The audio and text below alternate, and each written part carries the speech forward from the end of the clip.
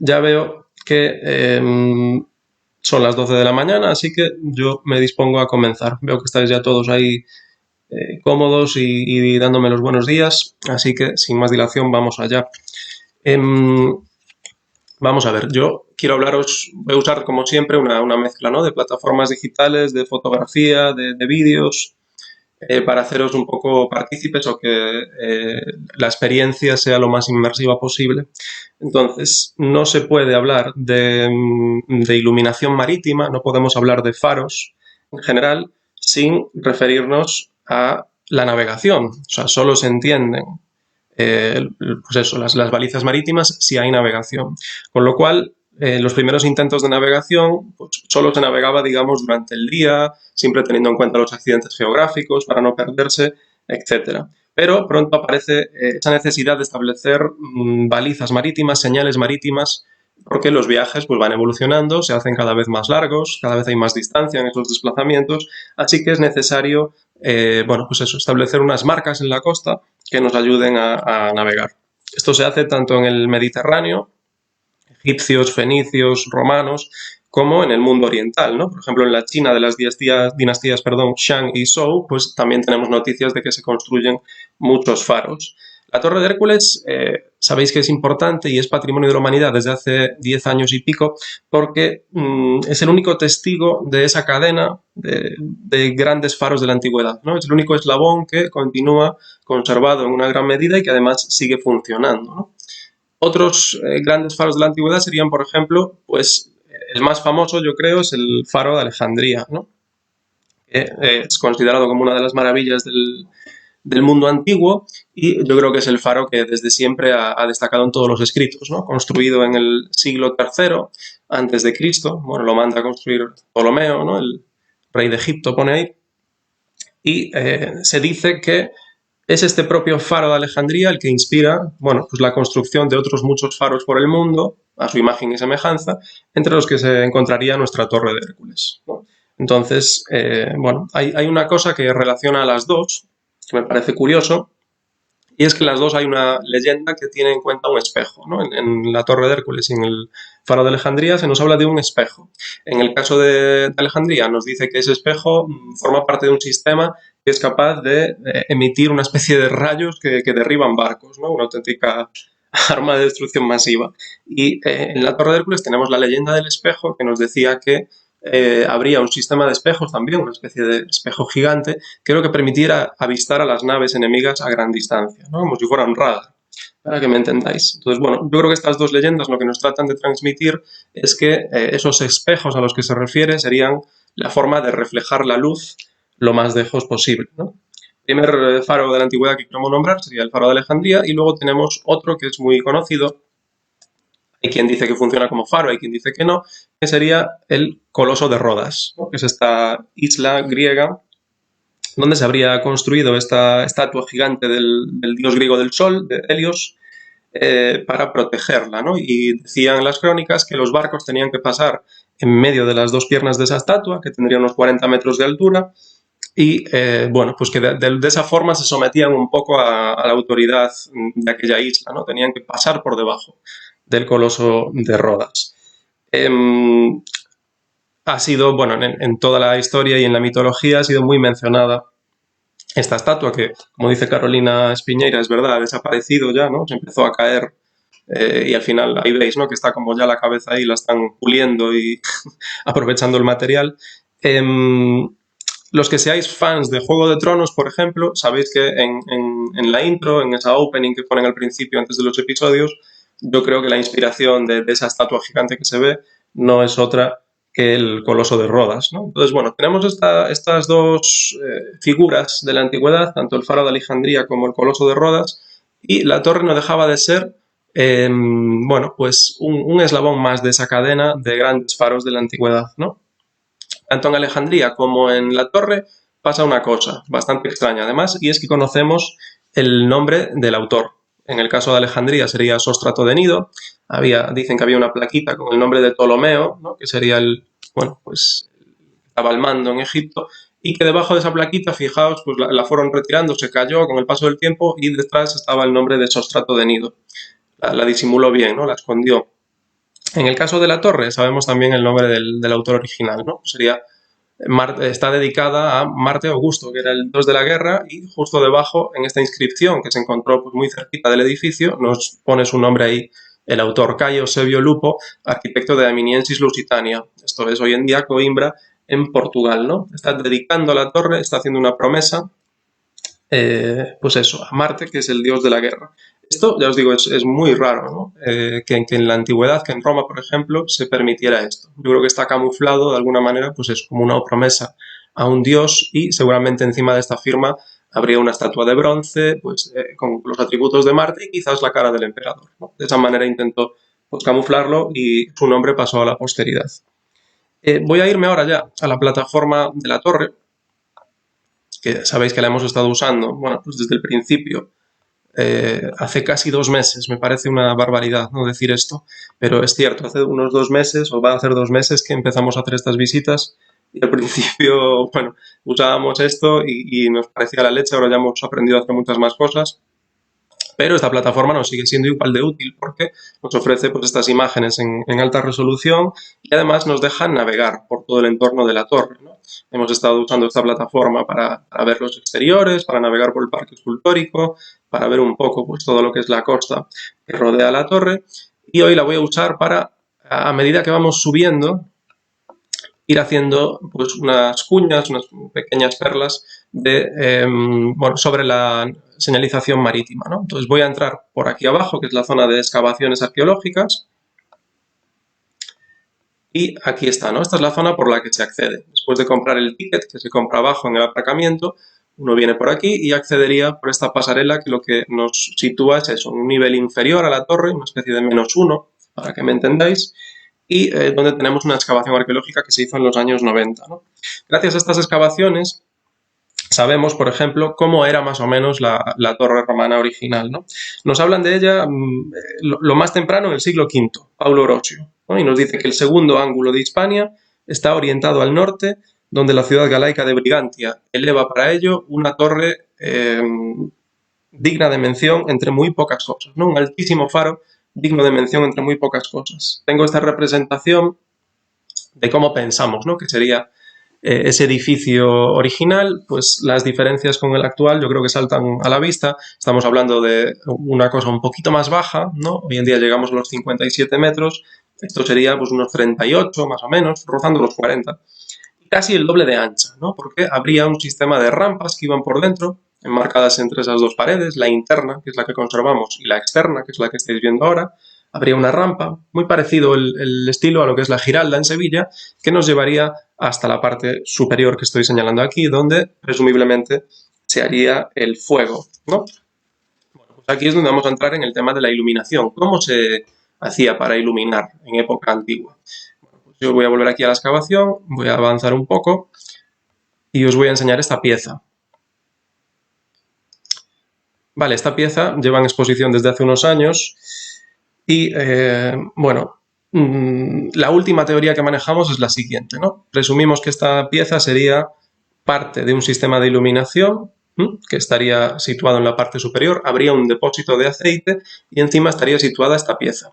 Para que lo entendáis un poco mejor, tengo un vídeo aquí que os voy a poner mientras sigo hablando, deberíais estarlo viendo ya ahora. Esto estaría en la parte superior, lógicamente, habría un depósito de aceite por debajo, esa pieza que veíamos troncocónica pues insertada en ese mecanismo, de ahí saldría una mecha, se crearía la luminaria que se mantendría con aceite, ¿no? Que sabéis que es un elemento para conservar bien el fuego y además que sea estable, ¿no? Que sea fácil de controlar, y luego habría una serie de elementos para que esto se viera lo más lejos posible, ¿no? Como veis, lo que os decía al principio, una especie de espejo para reflejar esa luz hacia el exterior y luego mediante un sistema de contrapesos que están aquí abajo, aunque ahora no los veáis, bueno, es la representación, ¿no? Habría unos contrapesos con agua, o eso nos dice la teoría, que lo que harían sería hacer girar la pieza, como estáis viendo en el vídeo, ¿no? Reproduciendo un poco lo que es el movimiento actual, ¿no? Sabéis que el faro, hoy en día luego hablaremos de eso, pero también gira y da 4 destellos cada 20 segundos, ¿no? Pues con este sistema, o esta es la teoría que manejamos, sería lo más parecido a lo que es la actualidad. Ya os digo que Esto es una de las teorías simplemente, ¿no? que es la última que manejamos. No quiere decir que fuera exactamente así, ¿no? De hecho, hay autores que defienden que en la antigüedad pues no es que se crearan grandes fuegos arriba y menos en el Atlántico, ¿no? Porque se nos podría apagar con mucha facilidad, y que lo que hacían era una especie de balizas ciegas, ¿no? Iluminar de alguna manera las paredes para que el edificio se viera desde el mar, desde la lejanía, pero que no hiciera falta hacer esos grandes fuegos en la parte superior, ¿no? Bueno, aquí sois libres de elegir la teoría que más os guste, pero esta es la que manejamos actualmente. Voy a avanzar un poquito por la excavación y os voy a enseñar, ¿no? Aquí es donde estarían, bueno, pues los pocos restos que se conservan de ese muro exterior, de esa torre romana que veíamos hace un rato. Serían aquí el número 10, ¿no? Esto en algún momento del siglo VI se empieza a venir abajo el edificio, así que, bueno, se pierde de alguna manera esa rampa que iba hacia la parte superior también, y se deja de poder acceder a la parte de arriba, ¿no? Entonces vamos a entrar ahora en la época medieval. Aquí estos restos que vais a ver ya corresponden a un momento posterior, están entre el siglo X, siglo XII, y se usan, bueno, pues estas construcciones que se hicieron adosadas, ¿no? A este número 10 que veíamos aquí, se le puso, bueno, pues otras paredes, y fabricaron una especie de casetita que pensamos que sería pues la guarnición de algunos soldados y la cocina al mismo tiempo, ¿no? Aquí es donde hacían el fuego para calentarse y alimentarse. Pierde esa función de faro, pensamos, el edificio en la Edad Media, pero no quiere decir que no sirva para nada, sino que se va a transformar de alguna manera. Pasa a ser lo que se conoce como el Castillo Viejo. Bueno, pues un edificio defensivo en el que hay una, pues lo que decía, una guarnición encargada de vigilar, porque en este momento de invasiones marítimas, de inestabilidad, pues eso, de ataques por mar, la Catedral de Santiago comisiona todo aquel edificio que pueda servir con este propósito, ¿no? Por ejemplo, se construyen las torres de la Lanzada en este momento, y el resto de edificios, como podría ser la torre, pasan a depender directamente de la catedral. No os lo puedo enseñar porque no he encontrado la fotografía, pero en algún sitio de la planta baja hay un grabado en la piedra, una inscripción, que perfectamente podría ser una cruz, ¿no? Y que esté aludiendo a este momento en que la torre pasa a ser dependiente de la corona. Siempre hablamos de la etapa medieval como la etapa oscura, ¿no? Y yo con eso no estoy muy de acuerdo. Yo creo que en el medievo se hicieron muchas innovaciones, se crearon muchas cosas, había grandes creadores, había grandes ideas. Yo no estoy de acuerdo con que la Edad Media sea una etapa de oscuridad. Pero para la torre lo fue, ¿no? Para la torre lo fue porque perdió su luz, simple y llanamente. Se estaba usando en ese momento también como cantera, ¿no? Durante toda la Edad Media, aquí vais a ver algunos bloques que todavía están en muy buen estado, ¿no? Y, pues lógicamente, si se refunda Coruña en el 1208 y hay necesidad de construir, tenemos aquí piedra perfectamente pulida y trabajada, vamos a usarla, ¿no? Así que muchos bloques, como los que veis aquí, se van retirando y se van usando en las construcciones de la ciudad. Llega a tal el expolio que en 1553 se celebra una sesión plenaria del ayuntamiento y se prohíbe que se extraiga más piedra, aunque no tienen mucho éxito, la verdad, porque la gente sigue cogiendo material y salvo que los cachen en el acto, ¿no? Por así decirlo, pues no hay problema. Se sigue retirando piedra y sabemos que aún así, a pesar de que el edificio estaba en muy mal estado y demás, se promueven desde el ayuntamiento medidas para intentar consolidar el edificio, algún tipo de reformas que se vayan haciendo. Por ejemplo, se compra madera para construir una escalera interior, ¿no? Y de esto os quiero hablar. Bueno, antes de la reforma que tenemos actualmente, se hizo una en el siglo XVII en el que teóricamente lo que se iba a hacer era perforar las bóvedas y colocar una escalerita de madera.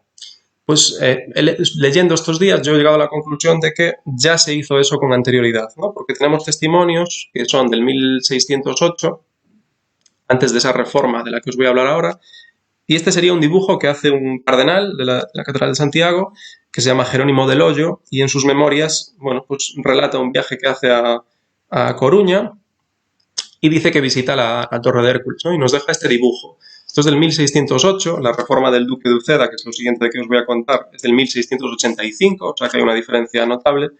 Y aquí vemos esa representación, bueno, un poco exagerada, ¿no? de la torre. Yo no creo que estuviera exactamente así, pero bueno, sí que vemos que ya ha desaparecido el muro exterior, se conserva lo que es la parte central y parece que él dibuja una especie de escalerita, ¿no? Entonces, bueno, entiendo que es testigo de que efectivamente existe una escalera de madera interior. En otros artículos que he leído de Xosé Feirán, que es un historiador local, menciona también a un vecino de Coruña, que en el 1621, Juan Melio de Sande se llama, dice que se rompieron las bóvedas por dentro y se hicieron escaleras para subir a lo alto. Bueno, sea como fuere, el caso es que llegamos a finales de ese siglo XVII y los cónsules de Inglaterra, los cónsules de Holanda y de Flandes solicitan al capitán general de Galicia de ese momento que hay que hacer obras en la torre. Hay que hacer obras, hay que poner esto a andar y que funcione, ¿no? Entonces se comprometen del coste y del mantenimiento durante 10 años de colocar una serie de faroles a cambio de cobrar una nueva tasa a ellos que pagarían todos los barcos que entrasen en Galicia. Es decir, que el dinero que invirtiesen lo iban a recuperar con creces, ¿no? Ellos estaban viendo la jugada y les iba a salir bien. O sea, yo adelanto el dinero, pero luego voy a poder cobrar esta tasa que me va a permitir recuperarlo de manera rápida. Entonces, el duque de Uceda, segundo duque de Uceda y capitán general de Galicia en ese momento, le encarga las obras a Amaro Antúnez. Entonces, ¿qué se va a hacer? Bueno, pues como os decía, entendemos que ya estaban perforadas las bóvedas. Voy a poner aquí una imagen de esa evolución. Entendemos que ya estaban perforadas las bóvedas y que lo que hace Amaro Antúnez en el 1685 es reemplazar la escalera de madera que estaba, pone una de mejor calidad y va a remodelar la parte superior. Esto lo podéis ver aquí en esta imagen que tengo en la parte del medio, ¿no? Veis que cambia totalmente el remate, lo que es la cúpula, y se instalan dos torres, parecen como almenos, ¿no? Como si fuera esto un castillo. Bueno, pues de esos torreones supuestamente colgaban dos faros que lo que hacía era iluminar la costa. Rápidamente va a dejar de funcionar eso, porque uno de los farolillos se estropea al poco de la obra y en el 1769 se queda totalmente a oscuras la torre. O sea, ahí sí que ya ninguno de los dos farolillos está en funcionamiento, ¿no? Pero los barcos tenían que seguir pagando el que se llamaba derecho de linterna. Bueno, dos cosas os quiero enseñar de la reforma del duque de Uceda. Tenemos este escudo que se conserva en el Museo Arqueológico, en el Castillo de San Antón, y que es precisamente del duque de Uceda. No he encontrado fotografía, pero hay también una lápida que lo que nos deja es testigo de esa reforma, ¿no? Y decía literalmente, Lupo la construyó emulando las maravillas de Memphis. La allanó por medio de una escalera y alumbró las naves desde su cumbre. Es decir, nos está haciendo una referencia a esa torre de la antigüedad que luego él va a tomarse la, bueno, pues, referencia de mejorar, de poner en orden, de poner en funcionamiento de nuevo. Tanto esta inscripción como el escudo se conservaban en la casa de un historiador local, que es José Cornide, no estaban en la torre. O sea, lo más lógico es que si se hace una reforma en un sitio, la inscripción y un poco la memoria, ¿no?, de ese suceso se conserve en el propio edificio. Pero bueno, por lo que he leído, este capitán general de Galicia luego va a tener algún problemilla con los Borbones, con la administración borbónica del momento, y es posible que se hiciera mandar retirar tanto esa inscripción, que también la podéis ver en el Castillo de San Antón hoy en día, como este escudo del duque de Uceda. En todo caso, ha quedado memoria, ¿no?, de este tema de las torres y los farolillos en la cultura local y en los escudos de la ciudad. Por ejemplo, podéis ver este del siglo XVII, en el que se aprecia perfectamente, ¿no? Hay un elemento que está ahí colgando, que se llama pescante, ¿no?, que sobresale, digamos, de la parte superior y efectivamente hay un farolillo que sobresale. Pasamos ahora, dejamos la edad medieval atrás y nos vamos a la edad moderna. Estamos ya en el siglo XVIII y aquí con esta imagen podéis ver perfectamente en qué va a consistir la reforma que hoy en día tenemos, ¿no? Una reforma que, bueno, pues dado que la torre vuelve a estar de nuevo en un estado de ruina, el rey Carlos III instala aquí una institución que se llama el Consulado del Mar. A ver si os lo puedo enseñar. Este es el Consulado del Mar, ¿no? Pues directamente trataba todo lo que era el comercio atlántico, el comercio de ultramar. Bueno, pues era esta institución la que la regulaba. Entonces, bueno, una de las primeras cosas que hacen al ser constituidas es decirle al rey precisamente que la reparación del faro es una obra de mayor importancia y necesidad. Entonces le dicen, bueno, simple y llanamente que hay que poner de nuevo a funcionar la torre. Así que el rey da orden al Ministerio de Marina, el Ministerio de Marina se lo encarga a uno de los ingenieros hidráulicos que tienen en el cuerpo, que resulta ser un teniente de navío que se llama Eustaquio Giannini. Y lo que proyecta es lo siguiente. Aquí estáis viendo un poco en qué consiste, pero os voy a enseñar también lo que sería el proyecto original, ¿no? Este sería el plano de cómo es la torre en el momento en que entra Giannini, digamos, a trabajar, ¿no? Entonces veis aquí perfectamente con las partes que se conservaban, ese remate que teníamos en la parte superior, y se conservaban todavía esos dos torreones, ¿no? Por lo que entiendo por la imagen. Y el proyecto que él ofrece es este, o sea, la nueva perspectiva de la torre le llama. Entonces, consistía en recubrir, digamos, lo que quedaba de ese faro original romano, ponerle una nueva piel exterior, aumentar un poco la altura y hacer un nuevo remate en la parte superior. No creáis que esto no tuvo polémica, porque en 1800 hay unas cartas que mandan, bueno, una serie de personas cercanas a la realeza, se intercambian cartas, ¿no? Y en 1800, por ejemplo, hay una que dice: he dado cuenta al rey de una representación del ingeniero comandante en la que se hace ver la fealdad con la que va a quedar la torre de Hércules. Y se coloca un fanal giratorio que viene de Londres. Bueno, pues les preocupaban dos cosas. Por una parte, como veis, un criterio estético, ¿no? Estamos en el neoclásico, así que había un criterio estético ya en ese momento. Y luego menciona también este señor, que se llama Antonio Cornell, que le preocupa el sobrecoste de la obra. O sea, que esto se les vaya a salir muy caro, ¿no? al Ministerio de Marina y, por tanto, a los fondos públicos.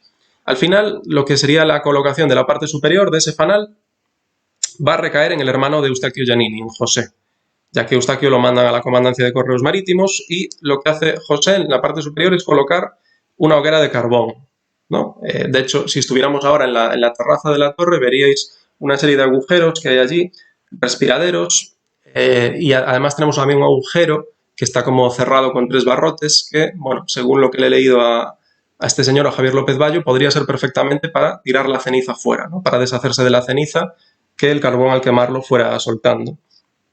Rápidamente se desestima este tema de usar carbón para alimentar el faro y se vuelve a colocar una linterna de aceite con unas planchas que se movían con una máquina de reloj. O sea que ya estamos automatizando de alguna manera, pues con eso, con relojes, ¿no? el funcionamiento del faro.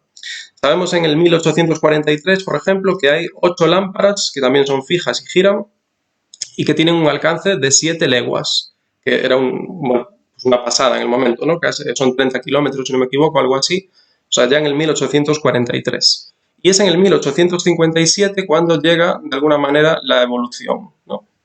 Pero antes de eso me voy a volver a la torre. Quiero contaros exactamente en qué consistió la reforma de Giannini. Entonces voy a subir por aquí para contaros simplemente dos cositas sobre ese tema. Me voy a ir a la primera planta y aquí estamos, ¿no? Se conserva en torno al, bueno, entre el 50 y el 60% de lo que sería la obra original romana. Lo que estáis viendo ahora mismo corresponde, todos estos lienzos, pues hecho al faro romano original, ¿no? Es una absoluta maravilla y yo creo que muchos de los visitantes cuando vienen a lo mejor no tienen esto muy claro, ¿no? Porque piensan que a lo mejor es lo que se conserva es solo la parte de las excavaciones o un poquito, pero realmente se conserva casi toda la estructura romana original. Así que lo que hace Giannini en este momento es, respetando al máximo esta obra, bueno, pues hacer una serie de modificaciones para que todo sea mejor, ¿no? Para que todo quede cómodo y práctico. Así que, a pesar de que en la antigüedad las habitaciones solo estaban conectadas de 2 a 2, es decir, esta en la que estoy yo moviéndome, justo la de enfrente, estarían conectadas y por la que hemos subido, donde está la escalera, con la que tiene aquí a la derecha, ¿no? Giannini lo que hace es abrir. Por ejemplo, esta puerta que estáis viendo aquí ya corresponde a la restauración. Lo hace de una manera que se pueda diferenciar claramente de la obra original y, bueno, es una cuestión práctica, ¿no? Para que todas las habitaciones puedan estar conectadas. Me voy a subir ahora a la segunda y os decía, tanto esas nuevas puertas como otras modificaciones que hace Giannini, por ejemplo, modifica la altura de algunas de las aperturas, ¿no? De las ventanas de las puertas originales romanas. Aquí tenéis la apertura original, lo que hace es rellenarla y abrirla a este nivel para que la iluminación, en este caso, nos coincida mejor, ¿no? Se pueda iluminar tanto la estancia como, a través de este ventanuco que veis aquí abajo, la escalera. Todos esos cambios los va a marcar Giannini con piedras de pizarra. Vale, entonces aquí, por ejemplo, vemos que hay una modificación. Aquí había una puerta original romana que se va a cambiar por este otro nuevo acceso, que ya vemos que es de la restauración, y para que quede claro, ¿no? Aunque se diferencian perfectamente, yo creo, siempre la pizarra de por medio. Vamos a subir. Por supuesto, esta escalera pues, es la que introduce, reemplazando a esa de madera anterior, también Eustaquio, y aquí llegaríamos a la parte superior del faro. Este suelo sería el último original romano. No me estoy parando mucho en lo que es la evolución de la torre porque me quiero centrar más en el tema de la iluminación. Entonces, bueno, aquí tendríamos el último suelo romano y en esta columna, aunque hoy está un poco deteriorada, tendríamos la inscripción de Giannini, ¿no? Aquí la tenéis, es una foto antigua, pues dirigió esta obra el teniente de navío, ingeniero ordinario de marina, don Eustaquio Giannini. La obra, ya os digo, 1788-1790 y luego el remate es posterior de José Giannini. Entonces, estamos ya muy cerca del faro. Por aquí accederíamos a la parte superior. Entonces, lo que voy a hacer ahora es literalmente subir con vosotros. Vale, vamos a subir por la escalera de caracol.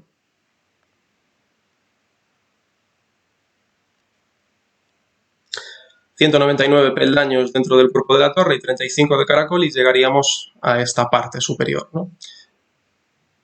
Estoy intentando con este vídeo pues recrear un poco lo que sería la experiencia de salir aquí a la terraza. Justo encima de esta parte que estáis viendo estaría pues otro cuerpo donde está la linterna.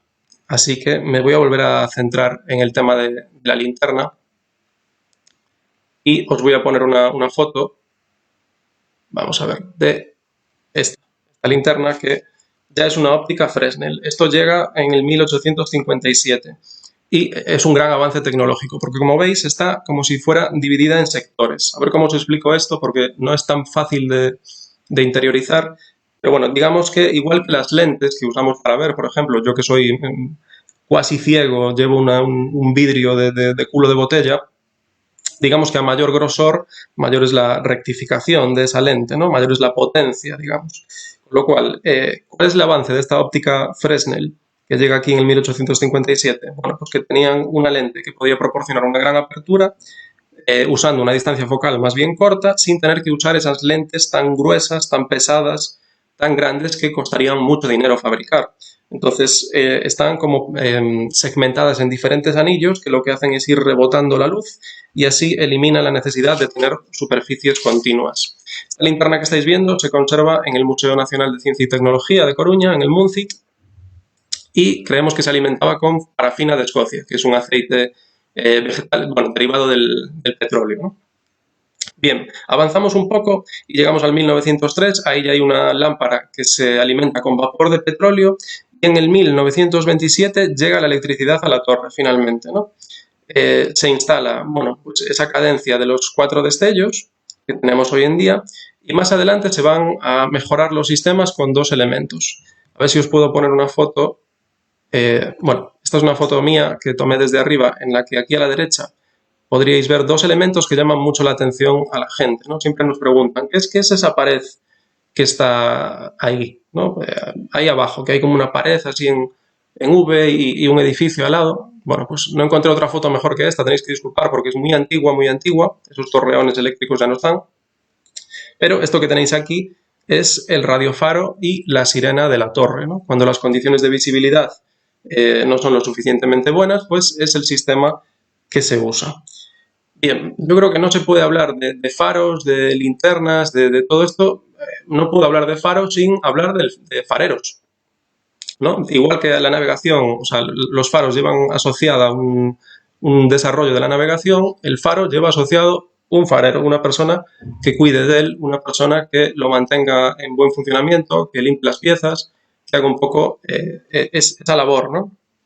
Entonces, bueno, la escuela de fareros, la primera escuela de fareros que hubo en España, se instaló aquí.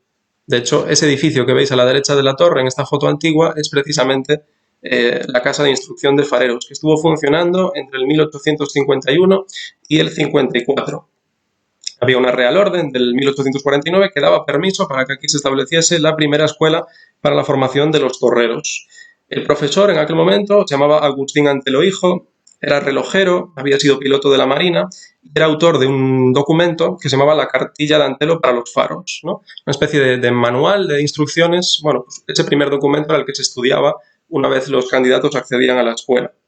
De este Agustín Antelo se podrían contar muchas cosas, porque, por ejemplo, pensamos que es el responsable de que se empapelara la torre. Sabéis que cuando, bueno, si no lo sabéis os lo cuento, hubo la visita de Isabel II, en ese momento reina de España, y se decidió empapelar la torre. Bueno, pues he leído alguna crónica que dice que el empapelado venía de un poco antes incluso y que sería este Agustín Antelo hijo, que era el director del Faro en ese momento, el responsable de que se adornara todo el interior con papel pintado, que se pusieran falsos techos, que se llenara de muebles, la torre, muebles barrocos. De hecho, lo apartan del servicio en un momento, ya en el 1854, y él reclama por escrito que le abonen, bueno, pues que le dejen llevarse 9 cuadros, varios muebles, unas cortinas e incluso reclama desmontar el falso techo. Ahí le dijeron que, bueno, si quería desmontarlo podía hacerlo, pero tenía que acarrear con los gastos que los daños que eso ocasionara, ¿no? Los daños que ocasionara ese desmontaje, y dijo que no, que entonces lo dejaba.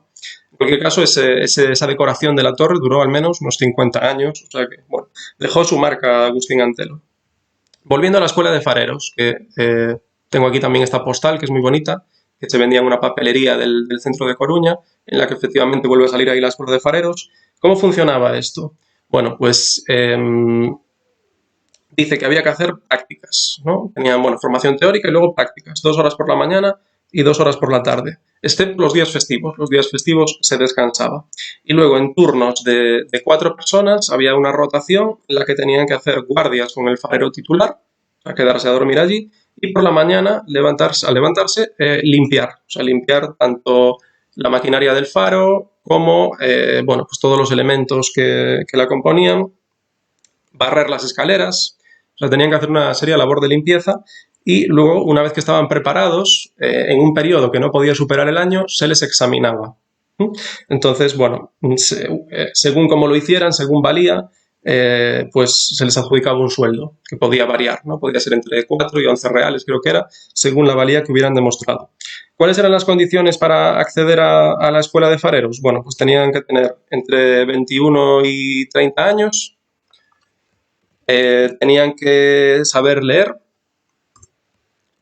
tenían que saber escribir y tenían que saber aplicar las cuentas, bueno, las 4 reglas de números, es decir, sumar, restar, multiplicar y dividir, ¿no? ¿Qué más? Tenían que tener buena conducta, ¿no? Si alguno demostraba mala conducta, pues era apartado del servicio. Y también no podían padecer ningún tipo de defecto físico. Entonces, bueno, esas eran las condiciones que tenían que tener los fareros que quisieran acceder a esta escuela del faro. Bueno, yo creo que para abordar este tema no hay mejor opción que contar con una persona que nos pueda hablar directamente de este tema. Así que voy a introduciros, y es un gran honor para mí porque esto es algo que llevo queriendo hacer mucho tiempo y bueno, he tenido que llegar a un confinamiento para que lo pudiera hacer, pero yo siempre he querido hacer una visita guiada contando con un farero, ¿no? Para que él diera su particular visión, para que él, bueno, nos fuera instruyendo, para que nos contara un poco, bueno, pues sus cosas, ¿no? Entonces, hoy tengo la gran suerte de tener con nosotros a uno de los fareros que trabaja en la Torre de Hércules. Su nombre es Sito y le voy a dar la bienvenida. ¿Qué tal? Buenos días, Sito. Muy buenas, ¿qué tal, Manu? ¿Cómo ¿Cómo va todo? estás? Bueno, pues aquí aguantando. Bueno, ya creo que has escuchado la presentación. Para mí es una maravilla, ¿no? Que estés aquí con nosotros y poder entrevistarte un poquito, que nos cuentes un poco en qué consiste tu trabajo.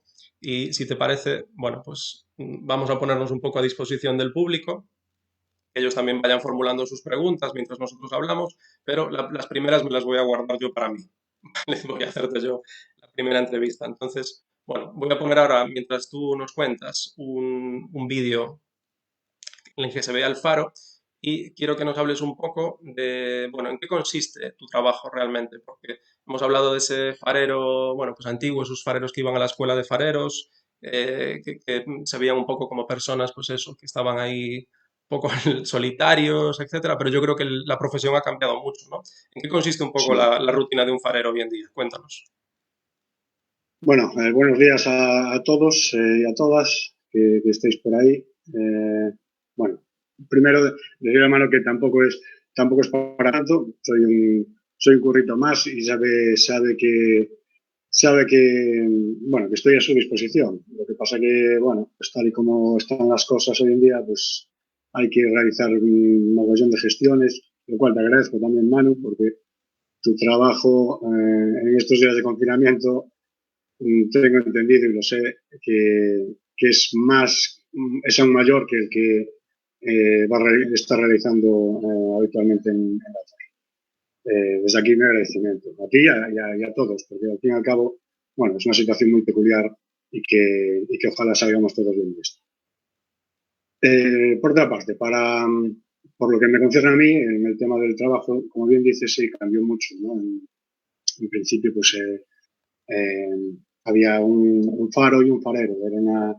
Era una sociedad casi irrompible, ¿no? Con los nuevos tiempos, las tecnologías, el uso que se le da también a todo este tema de ayudas a la navegación, todo evoluciona y nosotros también lo hemos hecho, algunos más que otros, en muchos sentidos, pero sí es cierto.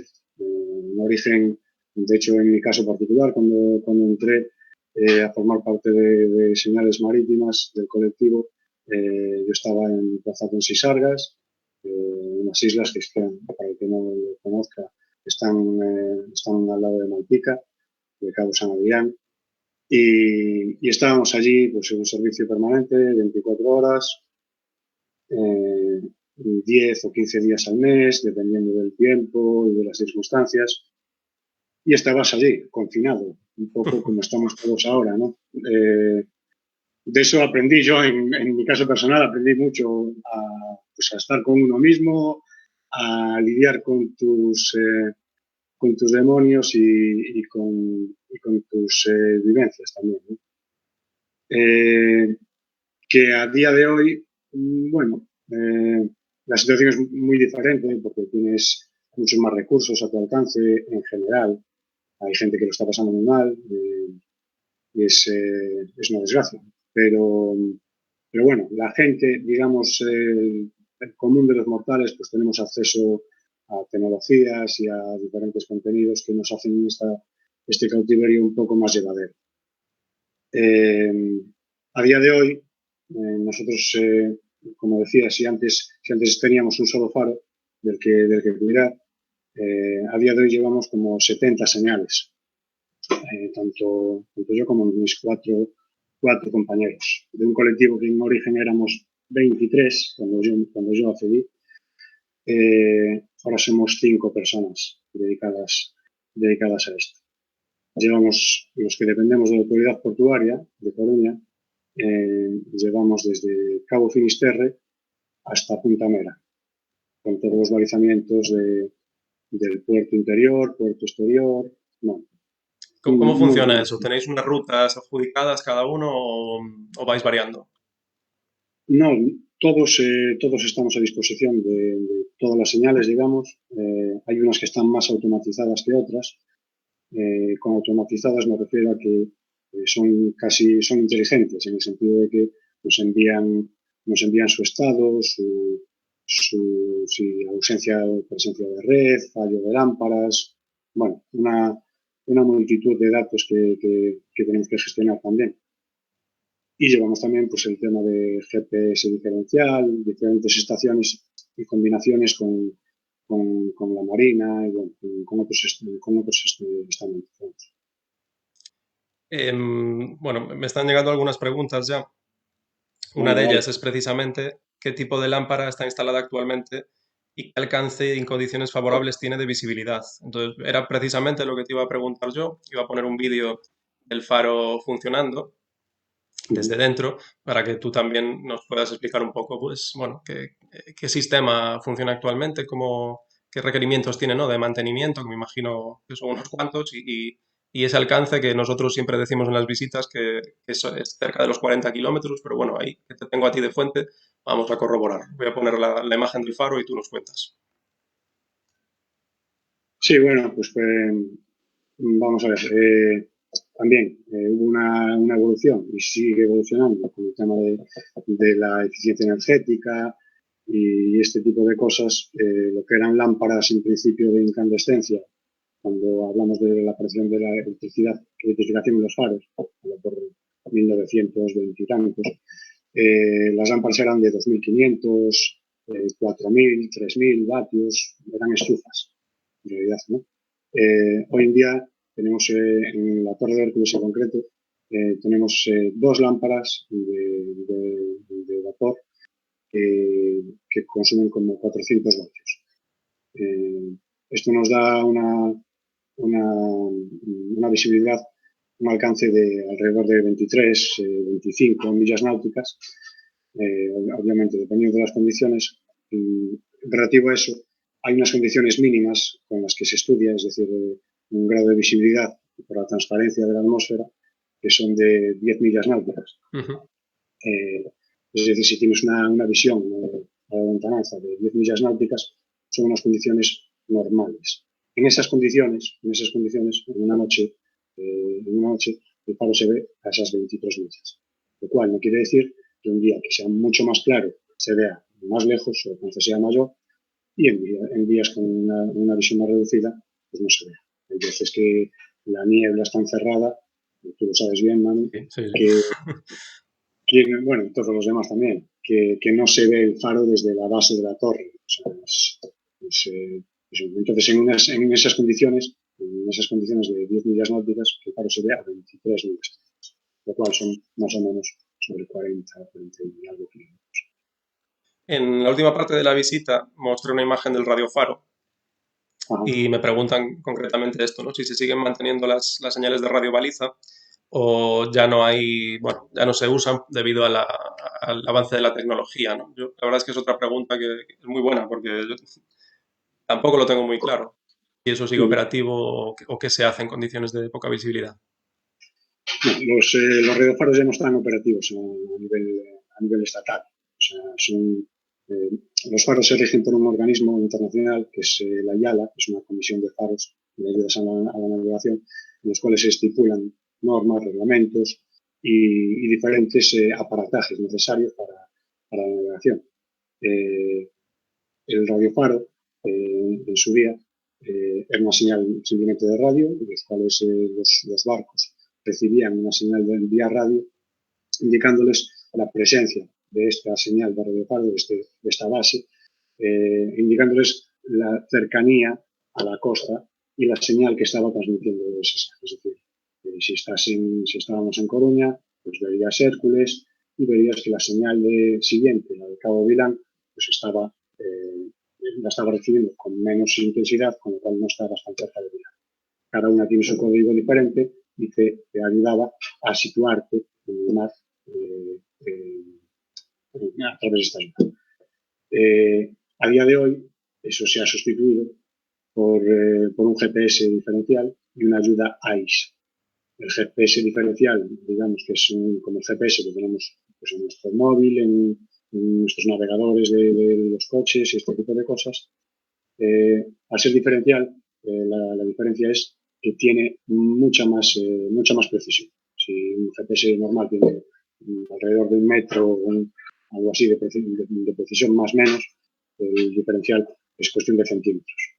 Con lo cual, es una ayuda mucho más certera que lo que era el radiofaro en su día. Bien. Bueno, sí. A ver, estoy leyendo aquí preguntas. Hay una que dice, ¿podían tener Si familia o solo...? me enrollo mucho, que me lo digan también o que me lo dices ¿Cómo? y voy ¿Cómo? comentando. Si me enrollo mucho, No, digo, no, enróllate, por favor. Para eso Vale. estamos. Me preguntan, ¿podían tener familia o solo estaban hasta cierta edad? Yo he leído alguna crónica, no sé si tú conoces un poco esto, de gente que a lo mejor estaba en faros localizados en islas, Sí. que estaban allí con su familia, ¿no? Y que de vez en cuando les llevaban provisiones y, bueno, iban tirando de esa manera, pero como decías tú al principio, un semi-confinamiento, ¿no? ¿Tú Sí. conoces a alguien que haya estado destinado a un faro así más bien aislado? Sí. A ver, no hace tanto, como dije antes, en Sisargas estábamos allí confinados, allí, en los tiempos en los que aún el faro no era eléctrico, se utilizaba, bueno, voy a decir queroseno, no es queroseno, petróleo, perdón. Se utilizaba petróleo que se vaporizaba, una especie como los camping gas, pero hacia el petróleo. Entonces, cuando se utilizaba ese sistema, allí en Sisargas en concreto había tres familias, o sea, tres familias de fareros, pero después estaban los peones que también estaban a cargo del faro. Es decir, había un torrero encargado, el torrero oficial, el encargado de la sirena, y dos familias de peones. Es decir, estaban los peones, sus familias y las tres familias de torreros en Sisargas. En otros, como en Ons, en CIES, en los aislados, también había varias familias. Y sí es cierto, les llevaban víveres con regularidad, era un trabajo mucho más precario, aunque, pues como todo, tiene sus pros y sus contras. Yo recuerdo, murió recientemente, bueno, hace ya algunos años, Rogelio, que era vigilante de la cofradía de Malpica, era vigilante de la cofradía de Malpica, pero de joven, en su juventud. Él era hijo de uno de los ayudantes de fareros que estaban allí. Vivió allí en Sisargas, vivió allí durante 15 años, sus primeros 15 años. Y en alguna charla que tuvimos por allí, decía que mucho había llorado porque estaba allí con 14 años, escuchaba los festejos de las fiestas patronales del pueblo y se escuchaba hasta el bullicio de la gente y él estaba allí confinado, vamos, lloraba como una madre. Es duro, tiene que ser duro. Sí, A en ver, aquellos tiempos tenía que ser muy duro, muy duro. ¿qué más tengo por aquí? ¿Qué tengo que hacer? ¿Qué tengo que estudiar si quiero ser farera? Mm, Bueno, hay algunas fareras, porque parece que es un colectivo siempre asociado a los hombres, pero, pero a nivel nacional y a nivel, digamos, gallego, eh, había un colectivo de cuatro que yo conozca, cuatro mujeres que estaban en paros. A día de hoy, ser farero, sintiéndolo mucho, estáis ante el lince ibérico y nos estamos extinguiendo, eh, con lo cual va a ser difícil. Yo creo que saqué una de las últimas plazas que se convocaron, eh, por, pues eso, por el tema de la tecnología. Igual que os dije antes que éramos 23, ahora aquí somos 5 y a cada paso somos menos. Me imagino que en algún momento se tendrá que convocar algo. A nivel de estudios, pues, yo soy electrónico, yo tengo electrónica. Sé de compañeros que tienen otras especialidades y de mucha diversa índole. Hay hasta licenciados en Bellas Artes, otros que sacaron su carrera estando en el faro, porque claro, eran otros tiempos, tenías mucho tiempo para leer, para escribir, que eran componer, tocar música, eran las pocas alternativas que podías llegar a tener. A ver, tengo por aquí alguna más. En caso de que se suspenda el suministro eléctrico, porque hay una avería, otras cosas, ¿de qué alternativas dispone el sistema? Bueno, pues por respeto, me imagino que a la Torre de Hércules se refiere. Ahí tenemos un grupo electrógeno. eh, Ahí es difícil escaparse del petróleo, pues por la configuración, ¿no? del propio faro. Hay el patrimonio de la humanidad, entonces realizar allí algún tipo de obra de intervención es un sitio un poco peculiar. Hay otros sitios en los que tenemos paneles solares o generador eólico, pero la combinación del avance del mundo con los patrimonios pues está un poco sujeta bueno, pues a diversas interpretaciones, ¿no? Tenemos un grupo electrónico, básicamente, que lo que hace que es, en cuanto falla la red, entra automáticamente y da suministro a los motores de rotación, a las lámparas. Y en caso de que fallase cualquiera de las dos cosas, hay una baliza de emergencia que daría un servicio mínimo, un servicio mínimo en vez de estar algo apagado del todo, pues se vería una señal mucho menos intensa y menos luminosa, pero daría una ayuda a los navegantes. Bien, tengo otras dos. Una, casi la voy a contestar yo, porque decía, si el farero tenía hijos, podían continuar el trabajo al fallecer, y esto me consta que sí, porque el propio Agustín Antelo, que mencioné durante la visita, era el Mm, hijo, ¿no? Estaba reemplazando a su propio padre, que había estado de director del Faro. sí. Y le tengo otra de Marina, aprovecho para saludarla. Dice, él tiene muy buenas anécdotas, que cuente una. Y era efectivamente con lo que yo quería cerrar esto. O sea, ¿qué es lo más curioso? ¿Qué anécdotas recuerdas así con cariño? Mm, bueno, sí, como bien dices, tengo varias, no sé, pero bueno, tipo batallita, pues recuerdo, por ejemplo, ahora que estamos todos conectados con el tema del tiempo y de miras en una aplicación, sabes cómo va a estar la temperatura de aquí a unos días o el estado del tiempo. Recuerdo cuando estábamos allí por Sisargas que, que durante una temporada, imagínate, 4 o 5 días, eh, me había llamado Temán. Temán era el hombre del tiempo de la gallega. Sí. Y yo creo que, bueno, intentaba confirmar, creo yo, el tema de la isobara que veía y nos llamaba a varios faros para saber cómo estaba el tiempo. Y daba igual ahora, claro, el tío tendría que hacer su trabajo, a entrar en directo en la televisión y te llamaba a lo mejor a las 3 de la mañana, a las 5 de la mañana, preguntándote que cómo estaba el tiempo. Es un día y otro día. Al tercer día, la verdad, yo me cansé y sí, me cansé y le dije que hacía un tiempo de perros, que había un viento increíble, el mar estaba con un plato y estaba todo muy bien. Pero el tío alucinaba, decía, pero no puede ser, porque acabo de hablar con Milán y acabo de hablar con no sé quién y decían que estaba bien. Y digo, no, pues aquí está terrible esto. No sé qué. A raíz de eso no me volví a llamar, obviamente, y, pero que coge la en directa. Y bueno, es una de tantas. Esa es de lo positivo. Esa es lo positivo. Bueno, Chito, pues ha sido, dicen que fuerte los comentarios, sí, sí. El primer troleo a Pemán de la historia. ¿Perdona? El primer troleo a Pemán, digo, de la Ah, bueno. historia. No, tampoco tanto. Bueno, pues quiero darte las gracias por haber estado con nosotros. Ha sido genial, un auténtico placer tenerte en directo. Y nada, espero que a partir de esta colaboración podamos también seguir implicando pues a esa figura, ¿no? Que al final va unida, tan unida a los faros y a la torre en concreto.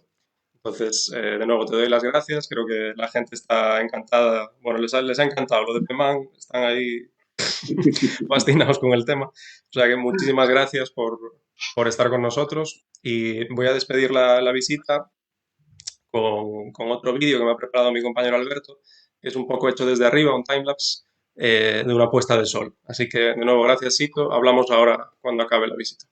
Muchísimas Muchas gracias. gracias a todos. Un saludo, llevarlo bien y mucho ánimo. Vale. Gracias, Sito. Cuídate. Chao. Chao, chao. Chao.